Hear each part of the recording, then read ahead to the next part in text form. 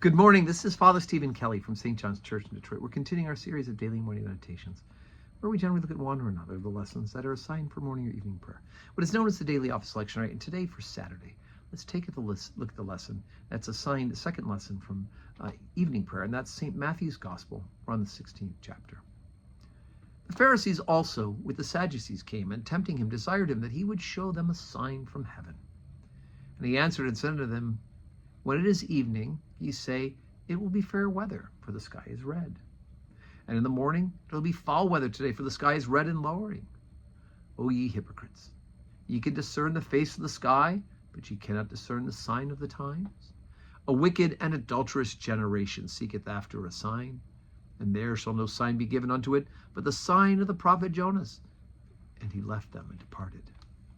And when his disciples were come to the other side, they had forgotten to take bread. And Jesus said unto them, take heed, and beware of the leaven of the Pharisees and of the Sadducees. And they reasoned among themselves, saying, it's because we've taken no bread. And when Jesus perceived, he said unto them, O ye of little faith, why reason ye among yourselves, because ye have brought no bread? Do ye not yet understand? Neither remember the 5 loaves and the 5 for the 5,000, and how many baskets you took up, and neither the 7 loaves of the 4,000, and how many baskets you took up? How it is that ye do not understand that I spake it not concerning bread, that ye should beware of the leaven and the Pharisees and the Sadducees?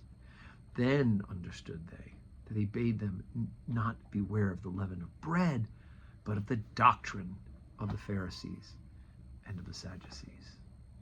Okay, so Jesus has to remind them, God is providing. He, of course, being the second person of the Holy Trinity, is God himself. He is providing for them. Don't worry about the bread, right?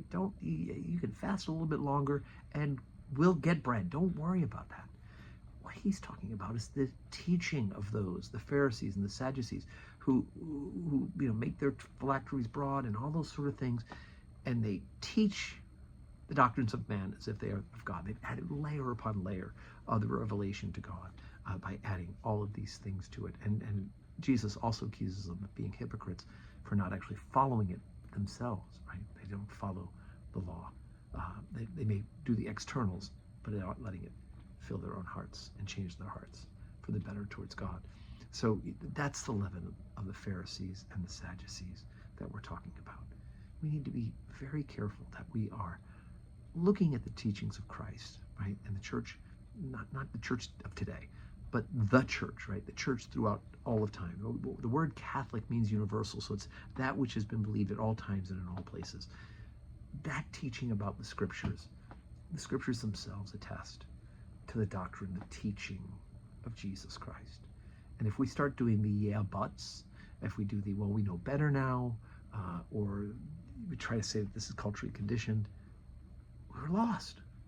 We've become as bad as the Pharisees and the Sadducees with the leaven of false doctrine, right? Let's stick to the scriptures and how the church has universally interpreted it, and allow ourselves to be shaped by the scriptures rather than trying to shape the scriptures to our proclivities and inclinations and desires. Okay, so there it is. So today's Saturday, so we don't have public worship today at St. John's Church, but we do, of course, get ready for tomorrow. The big day is Sunday we worship. So, of course, you're saying your prayers today and tomorrow, 7:30 morning prayer, 8 o'clock Holy Communion, 10 o'clock Holy Communion, and 5:30 evening prayer with the opportunity to receive communion if you didn't do so in the morning. So plan on being with us, God willing, if you're within striking distance of St. John's Church. And may you have a Saturday that is full of blessings.